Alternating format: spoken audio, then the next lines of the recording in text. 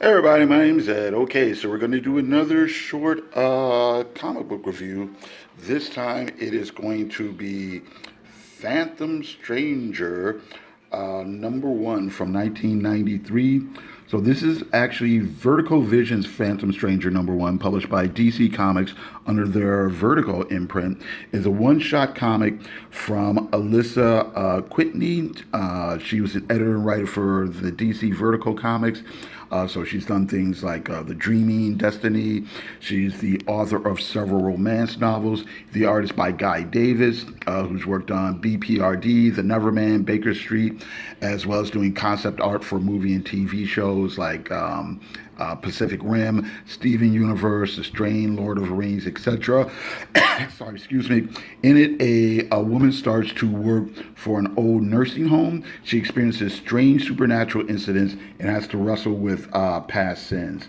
Okay, so now the plot is basically Naomi Walker starts to work at the front desk during the night shift at an old nursing home. The last manager has disappeared, and Naomi is shown around by one of the staff.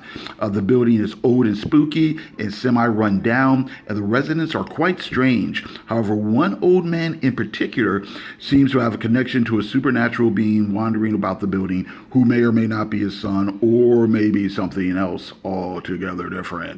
As the story progresses, it's suggested that the old nursing home itself might be a plane of hell.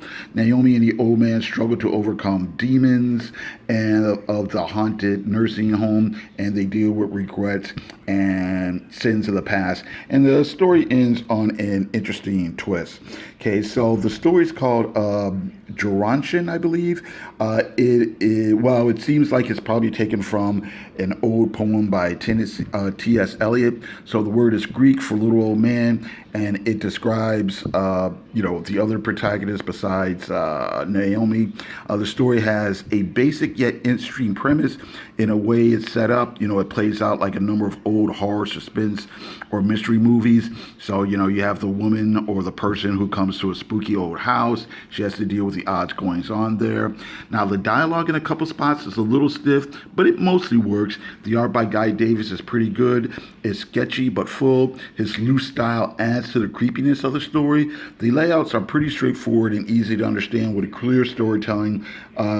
With a mix of page designs, and designs of the supernatural characters are quite spooky and disturbing. Now, part of the story deals with how most of the characters have sins that they're haunted by. We learn not only do residents have regrets and crimes they're being punished for, but also the old man / stranger, and probably Naomi as well. Now, it's the Phantom Strangers. Phantom Stranger is a pretty interesting character.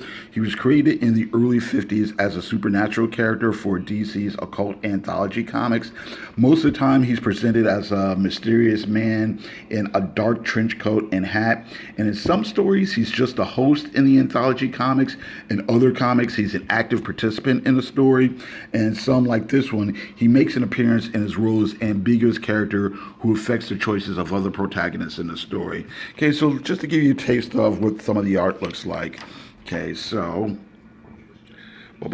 we've got some nice designs here. Here's Naomi walking up to the spooky old nursing home. All right. That's a cool double page spread there, or layouts, I should say. Weird, creepy stuff. People, things, or whatever lurking about.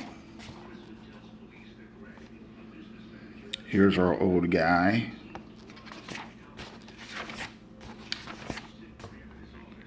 Okay. Here's the old man's son, maybe, maybe not. Maybe he is the Phantom Stranger himself, right?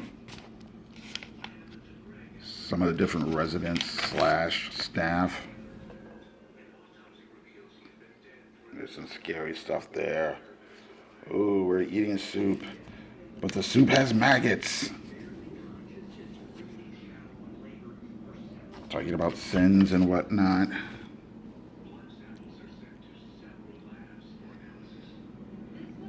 Odd dreams.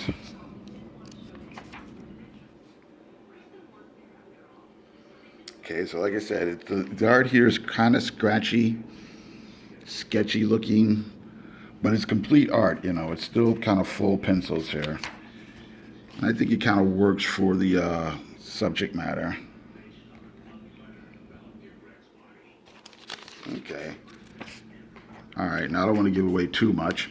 Okay, so to wrap it up, Phantom Stranger Vertical Visions, #1 by Alyssa Whitney and Guy Davis. It's an interesting comic, although not a masterpiece.